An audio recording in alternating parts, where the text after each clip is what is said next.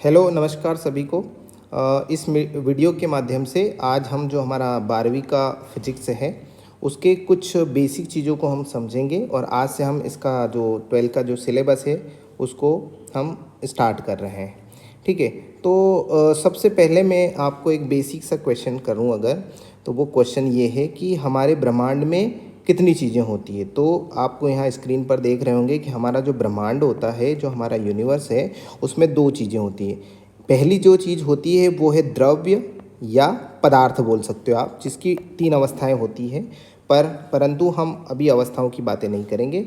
और दूसरी जो चीज़ होती है वो है विकिरण। ठीक है, विकिरण जो कि किसी प्रकाश स्रोत से आती है, जैसे सूर्य मान लीजिए आप, है ना, वो है। परंतु हम इस पे ज़्यादा अभी चर्चा नहीं करेंगे। हमारी जो चर्चा होगी वो पदार्थ पर होगी या द्रव्य पर होगी। अब पदार्थ एक ऐसी चीज़ है जो जिसके दो महत्वपूर्ण गुण होते हैं ना, पदार्थ के दो बहुत ही ज़्यादा महत्वपूर्ण गुण होते हैं। तो वन बाय वन उन दोनों गुणों को हम थोड़ा समझते हैं। पहला जो पदार्थ का गुण होता है वो है द्रव्यमान, और जो दूसरा गुण होता है उसको हम आवेश कहते हैं। तो जो 12वीं का जो फिजिक्स है उसमें आवेश जो होता है उस पर लगभग 70% आपका सिलेबस टिका हुआ है। तो पहला गुण जो है वो कौन है? द्रव्यमान है। आप स्क्रीन पर देखिए कि जो पहला गुण होता है वो कौन होता है? द्रव्यमान होता है। अब ये आप यहाँ देख पा रहे होंगे कि न्यूटन के अनुसार अगर हम बात करें तो 11th क्लास में हम बात करें कि 11th क्लास में आपने एक चैप्टर पढ़ा था जिसका नाम था गुरुत्वाकर्षण। उसमें न्यूटन ने बताया था कि यदि दो वस्तुएं जो एक ए है और एक दूसरी वाली कौन है? बी है, और अगर उनके पास द्रव्यमान है, द्रव्यमान क्या है? वो गुण है किसका? पदार्थ का, है ना। हम उस पदार्थ के गुण की बात कर रहे हैं जो द्रव्यमान है। तो अगर किन्हीं दो वस्तुओं के पास द्रव्यमान है अकॉर्डिंग टू न्यूटन, तो उनके बीच में एक बल कार्य करता है। उस बल का नाम क्या होता है? गुरुत्वाकर्षण बल होता है। ठीक है, और उन दोनों के बीच में लगने वाले जो बल का जो समीकरण है न्यूटन के अनुसार कुछ इस प्रकार होता है कि F बराबर होता है G, एक गुरुत्वाकर्षण नियतांक, m1 और m2 दोनों द्रव्यमान है वस्तुओं के, और डिवाइड में क्या आता है? उनके बीच के दूरी के वर्ग, है ना, का व्युत्क्रमानुपाती होता है। और इन दोनों वस्तुओं के बीच में जो बल लगता है, वो जो बल का प्रकार होता है वो होता है आकर्षण। ठीक है, यानी आपको कहें अगर कि जो पदार्थ होता है, पदार्थ का एक गुण होता है द्रव्यमान। द्रव्यमान किसने समझाया हमें? हमको दो द्रव्यमान वाली वस्तुओं के बीच में लगने वाला बल हमें किसने बताया? न्यूटन ने। उसका समीकरण आपके सामने है। और द्रव्यमान किसी पदार्थ का वह गुण होता है जिसकी वजह से कोई दो पिंड या वस्तुएं एक दूसरे पर आकर्षण बल लगाती है। इस बल को हम गुरुत्वाकर्षण बल के नाम से जानते हैं। बहुत सिंपल सी बात है। अब ये तो हो गया एक पहला गुण। दूसरा गुण है 12th क्लास में पढ़ने को, उसको हम क्या कहते हैं? आवेश कहते हैं। तो हम आवेश पर चर्चा करेंगे। यानी आवेश भी किसका गुण हुआ? आवेश भी तो पदार्थ का ही गुण हुआ ना। तो हम कहेंगे कि आवेश किसी पदार्थ का वह गुण होता है जो किन्हीं दो वस्तुओं के घर्षण द्वारा उत्पन्न होता है। यानी अगर आपके पास एक कंघा है, देखिए, और इस कंघे को अगर आपने बालों में क्या करा दिया? घर्षण करा दिया, तो कंघे में एक गुण आ जाएगा। उस गुण का नाम ही क्या है? आवेश है।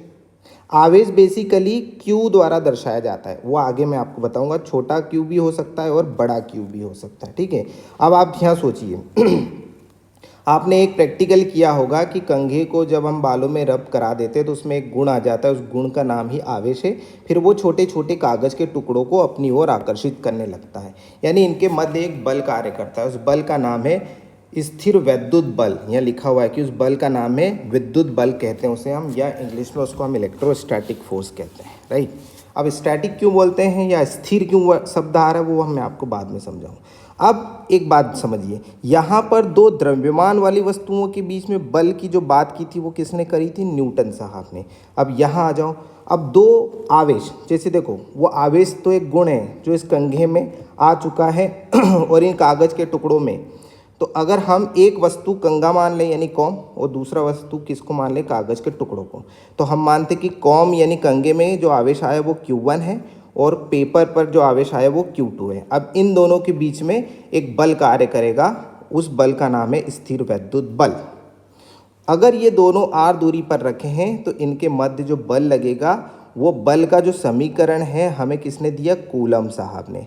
कूलम याद रखिएगा, कूलम ने दो आवेशित वस्तुओं के बीच लगने वाले बल को गणितीय रूप दिया है। अब ये समीकरण देखिए कि बल जो लग रहा है वो होता है के यहाँ पर एक नियतांक है, Q1 पहली वस्तु का आवेश, Q2 दूसरी वस्तु का आवेश और बटे में उनके बीच की दूरी के वर्ग का व्युत्क्रमानुपाती। अब एक चीज़ मैं आपको बता दूँ, इन दोनों समीकरणों को आप देखिए, समानता मिलेगी आपको। यहाँ G नियतांक है तो यहाँ K नियतांक है, यहाँ द्रव्यमान है M1 M2, यहाँ आवेश है Q1 Q2, बटे में R का वर्ग, यहाँ भी R का वर्ग। यानी समानता इसलिए मिल रही है क्योंकि ये जो दोनों ही समीकरण है वो किसके हैं, एक द्रव्यमान का है और एक आवेश का है, जो कि दोनों ही एक ही परिवार के सदस्य हैं। किसके, वो उसका नाम है पदार्थ। तो पदार्थ के दो गुण हैं, इसलिए समीकरण भी लगभग मिलती जुलती रहेगी।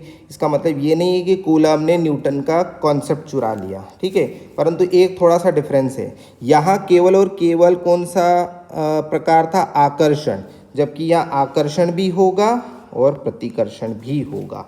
दोनों बल कार्य करते हैं किन्हीं दो आवेशित वस्तुओं के बीच में, वो आकर्षण भी हो सकता है, प्रतिकर्षण भी हो सकता है।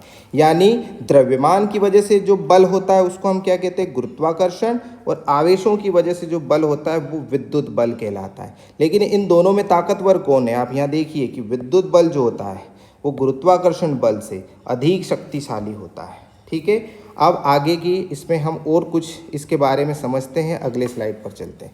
आवेश से आप क्या समझते हैं, जैसा कि अभी मैंने समझाया उन पॉइंट्स को मैं कवर करता हूं कि आवेश किसी, आप देख सकते हैं यहाँ पर कि आवेश किसी पदार्थ का वह गुण है जिसके आने से, अब कैसे लाना पड़ेगा आपको, घर्षण द्वारा, वह किसी दूसरी वस्तुओं पर बल लगाने लगता है। जैसे कंघे को हमने बालों में रब किया तो कंघे के अंदर एक गुण आ गया जिससे वो कागज़ को टुकड़ों को खींच सकता है, उस गुण को क्या कहते हैं, हम आवेश कहते हैं। ये दूसरी परिभाषा है कि आवेश वह भौतिक राशि है जिसे अर्जित कर लेने के बाद कोई पदार्थ विद्युतमय हो जाता है तथा विद्युतीय गुणों को प्रदर्शन करता है, यानी गुणों का प्रदर्शन करता है। विद्युतमय कब होगा, जब उसमें वो आवेश वाला गुण आ जाए। जैसे मेरे हाथ में एक पेन है, अगर इस पेन को बालों में रब कर दूँ या घर्षण करा दूँ, इस पेन में गुण आ जाएगा, लेकिन वो दिखता नहीं है। परंतु उसका पता कैसे लगाया जाएगा, उसको हम कागज़ के टुकड़े इसके करीब लाएंगे तो कागज़ के टुकड़ों को अगर खींचने लग गया तो समझ लो ये इसमें वो गुण आ गए, यानी वो पेन जो है वो विद्युतमय हो गई है। ये फिर से चित्र आप देख सकते हैं। आवेश कैसी राशि है, अदिश राशि है तथा इसको Q, छोटा Q या बड़ा Q द्वारा दर्शाया जाता है। इसका SI मात्रक कौन है, कूलम। कूलम क्यों है, जैसा कि आपको मैंने अभी बताया था कि कूलम वो साइंटिस्ट है जिसने दो आवेशों के बीच, अगर ये Q1 है और Q2 है और अगर R दूरी पर रखे तो इनके बीच के बल को गणितीय रूप दिया था, ठीक है। इसलिए कूलम कैपिटल C द्वारा दर्शाया जाता है क्योंकि वैज्ञानिक का नाम है। इसका विमीय सूत्र कुछ इस प्रकार होता है, M0L0TA, ठीक है। निम्न प्रयोगों के आधार पर हम आवेशों के प्रकार को समझ सकते हैं। यहाँ पर एक बहुत अच्छा हम एक्सपेरिमेंट करते हैं और इसको थोड़ा सा समझते हैं। हमारे पास दो कांच की छड़ें हैं, चित्र नंबर 1 में आप देखिए, दो कांच की छड़ें, एक पहली वाली ये है और ये दूसरी वाली, क्योंकि दोनों ही कांच की है, और दूसरे उदाहरण में दोनों ही एबोनाइट की है। यानी इन दोनों चित्र में क्या समानता है, दोनों चित्रों में ये समानता है कि दोनों छड़ें एक ही प्रकार की है। अगर यहाँ कांच की है तो दोनों कांच की है, यहाँ एबोनाइट की है तो दोनों ही एबोनाइट की है, ठीक है। अब आगे की कहानी समझिए। अगर हम इसमें एक रॉड को, यहाँ मेरे पास एक सिल्क क्लॉथ है, यानी एक सिल्क रेशमी कपड़ा है, इस रेशमी कपड़े को पहले मैंने पहली रॉड को घर्षण करा लिया तो इसमें वो गुण आया, उस गुण का नाम क्या है, आवेश। तो मैंने इस रॉड को क्या किया, ऊपर किसी धागे से बांध लिया। अब इसी कपड़े से मैंने दूसरी रॉड को घर्षण कराया, और फिर जब दूसरी रॉड को जब मैं पहली रॉड के पास लेके गया तो मैं क्या देखता हूँ कि पहली रॉड दूसरी रॉड से दूर भाग रही है। दूर भागने का कारण क्या है, वो कारण ये है कि इसमें वो एक गुण आया है जिसकी वजह से ये एक दूसरे को प्रतिकर्षित कर रहे हैं। तो यहाँ पर देखो प्रतिकर्षण हो रहा है, यानी यहाँ जो बल आया वो प्रतिकर्षण वाला है। अब प्रतिकर्षण बल क्यों आया उसका कारण समझ लो, क्योंकि यहाँ पर पदार्थ एक ही प्रकार के हैं, यहाँ भी कांच वाला पदार्थ है और यहाँ भी कांच वाला, यानी समान पदार्थ में समान आवेश आता है, और समान आवेश अगर आ गया तो प्रतिकर्षण होगा। यहाँ पर आ जाइए, यहाँ भी एबोनाइट है, यहाँ भी एबोनाइट है, दोनों ही एक ही प्रकार के पदार्थ हो गए। और अगर एक ही प्रकार के पदार्थ होने से हमने देखा कि अगर पहली एबोनाइट की रॉड को फिर से उस सिल्क क्लॉथ के साथ हमने रब कराया, घर्षण कराया, तो इसमें भी वही गुण आएगा और इसमें भी वही गुण आएगा। जब समान गुण आ जाए तो ये फिर से एक दूसरे को प्रतिकर्षित करेगी, है ना। तो यहाँ पर भी क्या हो रहा है, प्रतिकर्षण। क्यों हो रहा है कि पदार्थ कैसा है, समान है। समान पदार्थ आएगा तो प्रतिकर्षण होगा, यानी एक दूसरे से दूर भागेंगे। अच्छा, तीसरे केस में हमने क्या किया, एक कांच की रॉड ले ली और एक एबोनाइट की ले ली। अब दोनों ही अलग अलग है, लेकिन फिर हमने उसको सिल्क के साथ जब घर्षण कराया तो पहली रॉड दूसरी रॉड के करीब आने लगी, यानी यहाँ पर हो रहा है आकर्षण। आकर्षण क्यों हुआ, क्योंकि असमान पदार्थ हैं, यानी पदार्थ असमान हो जाए तो उन पर आने वाले जो आवेश होते हैं वो भी कैसे होंगे, असमान ही होंगे। तो मेरी बात क्लियर हो गई आपको, है ना। चलिए आगे बढ़ते हैं। एक साइंटिस्ट थे जिन्होंने सबसे पहले आवेश की खोज की थी, जिनका नाम था बेंजामिन फ्रैंकलिन। 1800 शताब्दी के आसपास की ये बात है। बेंजामिन फ्रैंकलिन के अनुसार आवेश दो प्रकार के होते हैं, एक धनात्मक आवेश और ऋणात्मक आवेश। अब हमारे दिमाग में क्वेश्चन आता है कि आवेश के नाम धनात्मक और ऋणात्मक क्यों, ये कोई नाम हुए क्या, ये तो एक गणितीय रूप हो गया। तो मैं आपको एक उदाहरण देता हूँ। आप सोचिए कि हमारे यूनिवर्स में यानी ब्रह्मांड में अगर किसी एक चीज़ को दूसरी चीज़ के साथ जोड़ी जाए तो रिजल्ट हमेशा तीसरा मिलता है। एग्जाम्पल के तौर पे अगर दूध में अगर चाय पत्ती डाल दी जाए तो एक कंप्लीट चाय तैयार होती है ना। तो बेंजामिन ने जब सोचा कि एक धनात्मक आवेशित छड़ को एक ऋणात्मक आवेशित छड़ के पास, अब सुनो ऐसे मत समझो कि ऋणात्मक और धनात्मक तो मैं पहले ही बोल दिया, ऐसे समझो कि यहाँ एक कांच की छड़ को जो रेशमी कपड़े से हमने उसको घर्षण कराने के बाद लटका दिया, और दूसरी रॉड जो थी उसको भी रेशमी कपड़े से घर्षण कराया, एबोनाइट की थी। जब मैं इनके पास में लाया, मान लीजिए इसको भी अगर अपन ऐसे लटका देते हैं, है ना, तो ये इनके एक दूसरे से क्या करेगी, आकर्षण। लेकिन आप देखेंगे कि कुछ देर के बाद ये दूर दूर हो जाएंगी। दूर दूर क्यों हुई होगी, आप सोचो। दूर तभी होती है जब इनमें वो जो गुण आया था वो खत्म हो चुका है, यानी उस गुण का नाम क्या है, आवेश। यानी जब एक इस वाले आवेश को जो इस छड़ पे आया, अभी मैं नाम नहीं बता रहा हूँ कि प्लस है या माइनस है, और दूसरी छड़ पर आने वाले आवेश को जब पास में रखा गया यानी अल्टीमेटली जोड़ा गया, तो जोड़ने से ये फाइनली दूर दूर हो गई यानी जीरो आ गया। तो हम यहाँ देख रहे हैं कि इस रॉड को इस रॉड के साथ लाने से आंसर शून्य आ रहा है। तो ऐसा गणित में होता है। कैसे होता है कि मान लीजिए इस वाली कांच की रॉड पर आया होगा +4 और दूसरी रॉड पर आया होगा -4, तो उत्तर कितना आना चाहिए, 0। 0 यानी वो जो आवेश है, जो आया था आवेश नाम का गुण, वो शून्य हो चुका है, और वो जो शून्य होगा तो वापस दूर दूर हो जाएगी। इस आधार पर जो आवेश होते हैं वो धनात्मक और ऋणात्मक होते हैं। धनात्मक आवेश को हम +Q, आप यहाँ देखें, धनात्मक आवेश को हम प्लस का Q या छोटा प्लस का Q लिख सकते हैं, ऋणात्मक को माइनस का कैपिटल Q और माइनस का छोटा Q लिख सकते हैं, है ना, कोई इशू नहीं है। उसी प्रकार यहाँ हम देख सकते हैं कि सजातीय आवेश, जैसा कि मैंने समझा कि एक समान आवेश जो होंगे उनमें प्रतिकर्षण होगा तथा विजातीय या असमान आवेश होंगे उनमें आकर्षण होगा।